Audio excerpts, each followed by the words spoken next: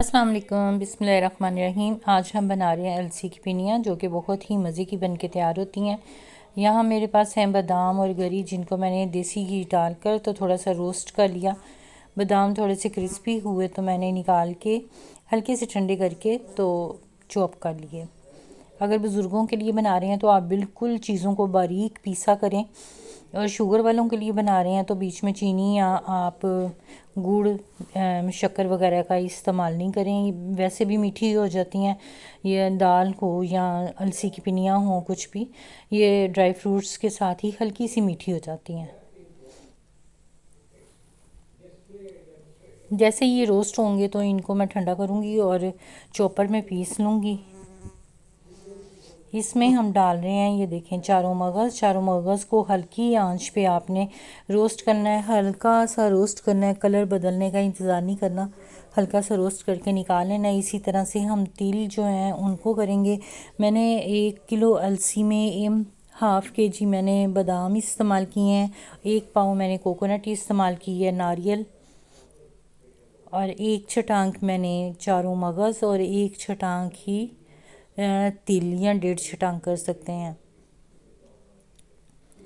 यहाँ पे चारों गोंदे मैंने घी में डाल दी हैं, देसी घी में। ये हल्की आंच पे मैं फ्राई करूँगी।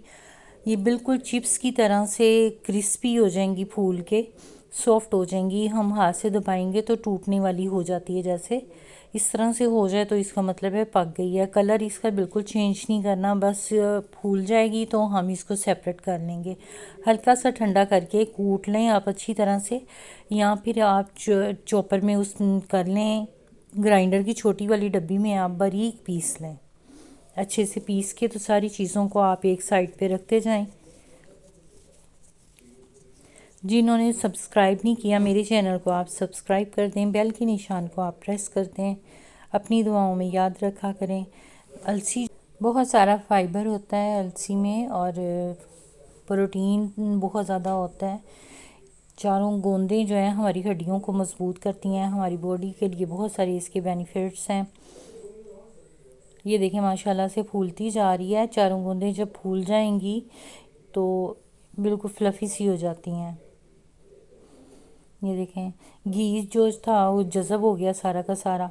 इस पैन में हम डालेंगे, खुले वाले बर्तन में डालेंगे अलसी। मेरे पास 1 किलो अलसी थी, और इसको आपने हल्की आंच पे भूनना है। जब चटकना शुरू हो जाती है, इसमें से आवाज़ आना शुरू हो जाती है, तो इसका मतलब है ये भून रही है। साथ साथ चम्मच लाते जाएंगे और भूनते जाएंगे। भून कर हम अलसी को सेपरेट कर लेंगे। हमारी स्किन के लिए ये बहुत अच्छी है। जोड़ों के दर्दों के लिए, जो हड्डियों में दर्द होती है या हड्डियों में से, घुटनों में से आवाज़ें आती हैं, वो आवाज़ आनी बंद हो जाती है अगर आप अलसी का इस्तेमाल करते हो। अगर आपको कोई पेट से रिलेटेड प्रॉब्लम है तो आप रात के टाइम इसको उबाल के पानी में लीमू डाल के आप ये पानी पी लें अलसी का, तो आपके लिए बहुत सारे बेनिफिट्स हैं। गैस का जो प्रॉब्लम होता है या कब्ज़ का होता है वो बिल्कुल ठीक हो जाता है। इसी तरह से और भी मसले मसाइल हैं जो हमारी बॉडी में सही होते हैं अलसी खाने से। अलसी को अगर आप पीस के चेहरे पे लगाते हैं तो स्किन बड़ी साफ़ सुथरी हो जाती है, नीट क्लीन हो जाती है। और अगर हम बालों के लिए इस्तेमाल करते हैं तो हमारे बाल जो हैं माशाल्लाह से बड़े खूबसूरत, चमकदार और घने हो जाते हैं। तो माशाल्लाह इसके बड़े बेनिफिट्स हैं। ठंड से बचाती है। आप सारी फैमिली के लिए बना रहे हो तो कूटे हुए या चॉप किए हुए आलमंड्स और ड्राई फ्रूट्स जो हैं वो अच्छे लगते हैं, बीच में थोड़े से क्रिस्पी क्रिस्पी से। और अगर आप बुज़ुर्गों के लिए बनाएं तो फिर ग्राइंडर की छोटी डब्बी में आप ड्राई फ्रूट को पीस लिया करें। बिल्कुल पीस के आप पाउडर सा बना लें, क्योंकि उनको खाने में आसानी होगी। तो इसमें कोई भी आप ड्राई फ्रूट डाल सकते हैं, जो आपको पसंद है वो आप डाल लें। आप काजू डालें, किशमिश डालें इसमें।